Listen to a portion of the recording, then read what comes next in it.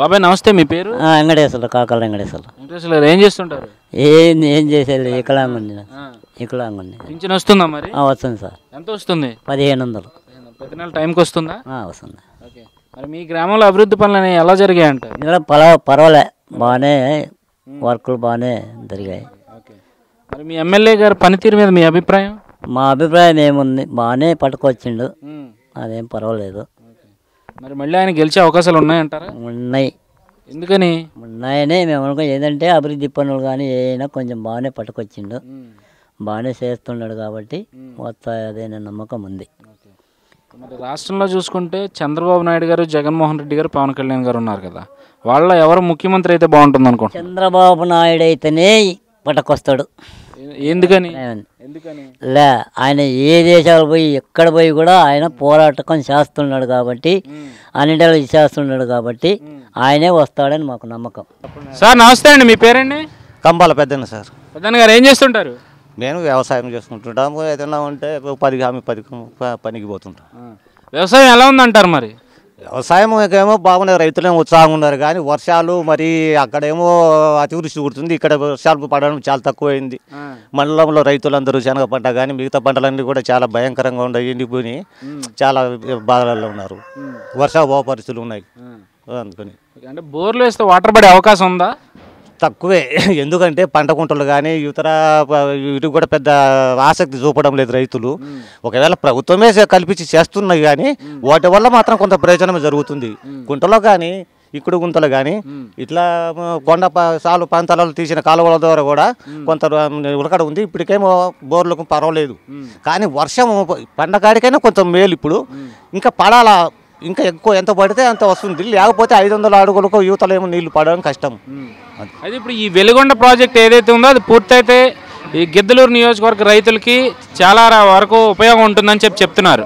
మరి ఆ గిద్దలూరు ఇది వెలుగొండ ప్రాజెక్ట్ ఏదైతే ఉందో ఆ పనులు రాజశేఖర్ గారు ఉన్నప్పుడు కన్నా ఇప్పుడు చాలా నత్తనడకం జరుగుతున్నాయని చెప్తున్నారు కదా, అందులో ఎంతవరకు నిజం ఉందంటారు? కొంతవరకు నేను అది దాంట్లో నేను ఏకీపించాను. ఎందుకంటే అప్పుడు ఉమ్మడి రాష్ట్రం ఉంది కాబట్టి రాజశేఖర రెడ్డి గారికి 2 రాష్ట్రాల ఆదాయం ఉంది కాబట్టి కాస్త కుస్తా వదిలిపెట్టిపోయినాడు ఆయన. కానీ ఇప్పుడు విడిపోయి రాష్ట్రం ఇన్నికట్టలు ఉంటే సెంట్రల్ గవర్నమెంట్ కానీ ఎలాంటి చేయడం లేదు, దేశ ప్రజలందరికీ తెలుసు, రాష్ట్ర ప్రజలందరికీ కూడా తెలుసు. కానీ దాంట్లో ఇంత కష్టాలలో ఉన్న చంద్రబాబు గారు దానికి మరి ఇన్ని ప్రాజెక్టులు భుజాన వేసుకొని ఒకరి తాటికి చేయాలంటే చాలా కష్టం. కాదంటే కొంచెం వాస్తవమే కొంచెం నిదానంగా జరగడం, కాదంటే పొడవు పెరిగే కొంది కొన్ని పనిముట్లు ఇతర దేశాలను తెప్పించినవి కూడా కొన్ని సరిగ్గా పంచడం చేయడం లేదు, కన్వర్ట్ బెల్ట్లు పోవడం అక్కడ ఇవన్నీ కూడా జరుగుతున్నాయి. దానికి మాత్రం ఎట్టి పరిస్థితుల్లో ఆయన చెప్పిన మాట ప్రకారం ఖచ్చితంగా నిలబడతాడని మా నమ్మకం. అంటే ఇప్పుడు చూసుకుంటే ఉభయ గోదావరి జిల్లాల్లో అటు సైడ్ ప్రాజెక్టులు కట్టకపోయినా అక్కడ నీరు అనేది అక్కడ సమృద్ధిగా ఉంటుంది. ఇటు రాయలసీమ వచ్చేసరికి ఇక్కడ వాటర్ సదుపాయం అనేది చాలా తక్కువ ఉంటుంది. మరి ఇక్కడ ప్రాజెక్టులు ముందు పూర్తి చేస్తేనే రైతులు బాగుపడతారు అని చెప్పి కొంతమంది ప్రజల అభిప్రాయం ఉంది, దాని గురించి ఏమంటారు? దాంట్లో అంటే అక్కడ స్వతహాగా అక్కడ ఎప్పటి నుంచో ఉన్నాయి నదులు ఉన్నాయి, కానీ ప్రాజెక్టులు అక్కడ కొంతవరకు ముందే బిగినయి ఉంటాయి, కొన్ని లాస్ట్ అక్కడ పూర్తి చేస్తున్నారు. కానీ ఇక్కడ కొన్ని ఒక తెలుగంగా తప్ప మిగతా కేసీ కెనాల్ తప్ప పెద్ద ప్రాజెక్టులు కానీ ఇక్కడ కెనాల్స్ తక్కువ. ఇప్పుడు ఉండేవి అది నిదానంగా ఇప్పటికిప్పుడే పట్టిసీమ నీళ్ళు కూడా పులివెందులకు వచ్చినాయంటే ఇంకా అందులో ఒక భాగమే.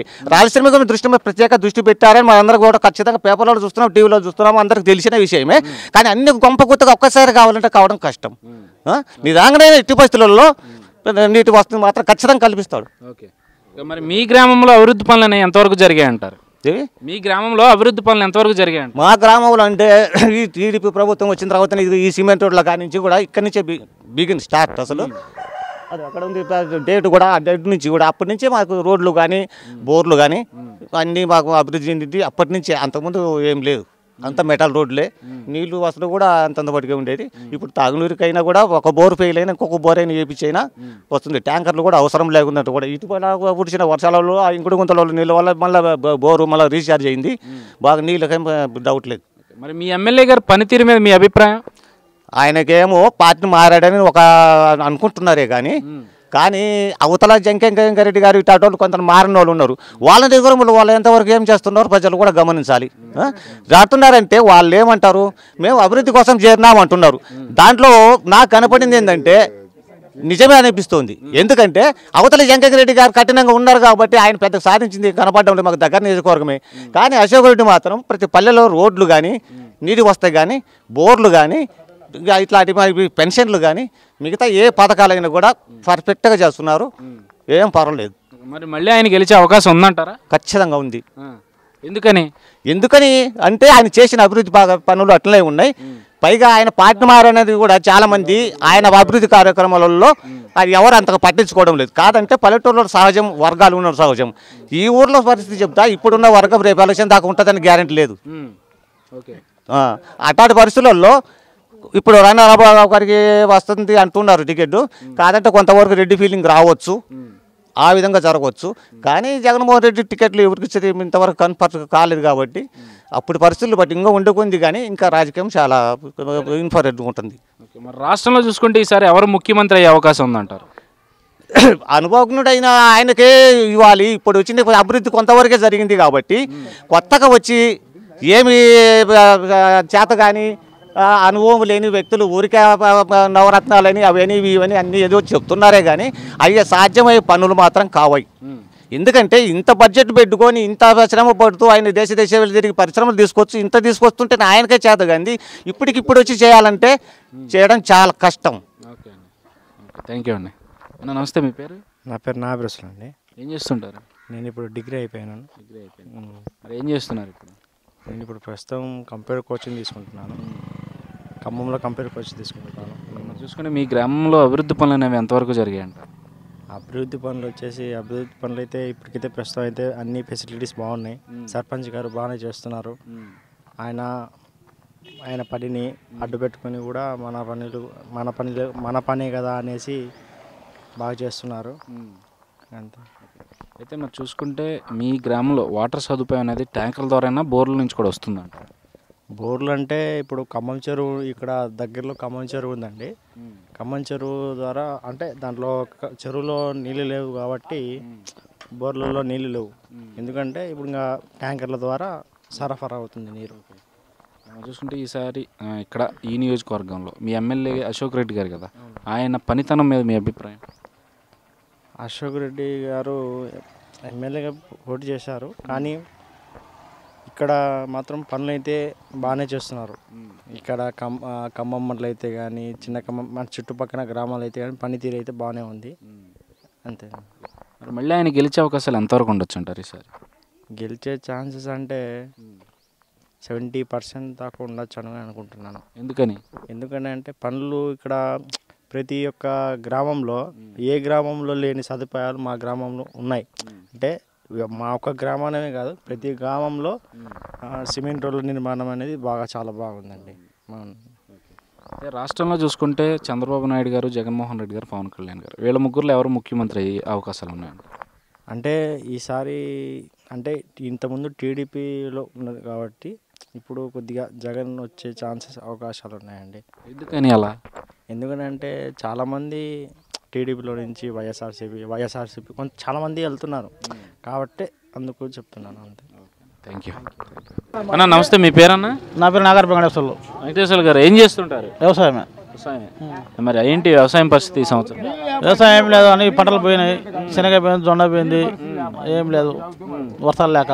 ప్రభుత్వం తరపు నుంచి అందాల్సిన నష్టపరిహారం అనేది ఎంతవరకు అందుతుందంట? కొందరికి అందింది, కొందరికి అందలే. 4,000 కాడికి. రుణమాఫీ 3 విడతలు పడినాయి, 2 విడతలు పడలేంగా. అంటే ఇప్పుడు మీ పొలాల్లో బోర్ అది వేస్తే వాటర్ పడే అవకాశం ఎంతవరకు ఉందంట? లేదు, 500 అడుగు 700 అడుగులు వేసిన వాటర్ పట్టడం లేశాలలో ఆపేసిండ్రు రైతులు. మరి దానికి పరిష్కారం ఏంటంటారు? పరిష్కారం ఏంటి? భూగర్భ జలాలు ఎండిపోయా లేవు. అదే ఇప్పుడు ఈ పొలాలకు నీరు అందాలన్నా, గ్రామాలకి మంచినీరు అందాలన్నా వెలుగొండ ప్రాజెక్ట్ పూర్తి అయితే జరుగుతుందని చెప్పి చాలామంది చెప్తున్నారు. అదే విషయం గవర్నమెంట్ దృష్టికి తీసుకెళ్తే గవర్నమెంట్ కూడా చెప్తుంది వెలుగొండ ప్రాజెక్ట్ పనులు స్పీడ్గా జరుగుతున్నాయి, త్వరలోనే ప్రజలకి రైతులకి నీరు అందిస్తామని చెప్పి చెప్తున్నాయి కదా. మీరు అక్కడ పనులు ఎంతవరకు జరుగుతున్నాయి అంటారు? ఎంత జరుగుతుంది మాకేందుకు సార్, మేము పోతున్నాం వాడికి. ఏదో చెప్తుండే మీటింగ్లో సంవత్సరం లోపల వెళ్తామని, సంవత్సరం రెడీ అవుతుంది అంటున్నాడు. మళ్ళీ ఎంతవరకు నిజమో అది. మరి మీ గ్రామంలో అభివృద్ధి పనులు అనేవి ఎంతవరకు జరిగాయి అంటారు? మాలో అభివృద్ధి రోడ్లు గిట్లు బాగానే చేస్తున్నారు. మంచినీటి సదుపాయం అది బాగానే ఉందంటారు? మంచినీటి సరిపోయి అదే ట్యాంకర్లతో వాటర్ వస్తున్నాయి. సరిపోతున్నాయా? అదే సరిపోయిన కాడికి ఇంకా కొన్ని బోర్ల నీళ్ళు అయ్యే. మరి మీ ఎమ్మెల్యే గారు పనితీరు ఎలా ఉందంటారు? మా ఎమ్మెల్యే గారు వైఎస్ఆర్ నుంచి తెలుగుదేశం వచ్చా. మరి గెలిచే అవకాశం ఉందంటారా మళ్ళీ? చెప్తాం సార్ తెలిసా మీ అభిప్రాయం ఏంటి? ఆ? మీ అభిప్రాయం మా అభిప్రాయం గెలుస్తున్నాం అనుకుంటున్నాము. ఎందుకని? ఆ? అభివృద్ధి పనులు బాగా చేస్తున్నాడు. మరి రాష్ట్రంలో చూసుకుంటే జగన్మోహన్ రెడ్డి గారు, పవన్ కళ్యాణ్, చంద్రబాబు గారు, వీళ్ళ ముగ్గురు ఎవరు ముఖ్యమంత్రి అయితే బాగుంటుంది అనుకుంటున్నారు? మేము చంద్రబాబు నాయుడు ముఖ్యమంత్రి బాగుంటాం అనుకుంటాం. ఎందుకని? అభివృద్ధి పనులు కొన్ని చేసింది కాబట్టి అది. ఓకే అండి, థ్యాంక్ యూ. బాబాయ్ గారు నమస్తే అండి, మీ పేరండి? నా పేరు చిన్నబాలయ్య, నాగసాని చిన్నబాలయ్య. బాలయ్య గారు ఏం చేస్తుంటారు? వ్యవసాయం. వ్యవసాయం ఎలా ఉందంటారు వ్యవసాయం మరి? వ్యవసాయంలో మన 4,000 కొంతమందికి ఇచ్చారు, కొంతమందికి ఇవ్వాలి మాకు బల్లె డబ్బులు. ఎందుకు పడలేదని అడగలేదా మరి? మీ అడిగితే ఇద్దరు రేపిస్తాం, ఇది రేపిస్తామని అంటారు. అది రేపడితే ఇప్పుడు 2 వారాలు అయింది, 3 వారాలు అయింది ఇక. అది పనులేమో అవుతున్నాయి, పనులేమో ఒక నీళ్ళతో ఒక ఇబ్బంది అయింది మాకు. నీళ్ళు అవకాశం లేదు. బోర్లు వేస్తే నీళ్ళు పడే అవకాశం 700 వేసినాం, 9 బోర్లు వేసినాం, 9 బోర్లు నీళ్ళు లేవు, తాగని వాటర్ లేదు. అది ఒక బాధ అయింది మాకు. నీళ్ళు ఉండాలి, ఏదైనా నీళ్ళు ఉండాలి మాకు. మీ గ్రామంలో అభివృద్ధి పనులు ఎంతవరకు జరిగాయి అంటారు? రోడ్డు సుమారు వేసిర్లే, రోడ్డు పనులు అయినాయి, కాలేజీ కట్టడం. అది నాయన. అంటే మీ వయసు ఎంత? నాది 65. పింఛన్ వస్తుందా మరి? పింఛన్ వస్తుంది, పింఛన్ ఇస్తున్నాడు. ఎప్పటి నుంచి వస్తుంది? ఇప్పుడు సుమారుగా 15 ఏళ్ళ చిల్లర అయింది. మీ గ్రామంలో మంచినీటి సదుపాయం ఎంతవరకు ఉందంటారు? మంచినీళ్ళ ఇప్పుడు మంచినీళ్ళు అంటే బాగా రాలేదు నాయన.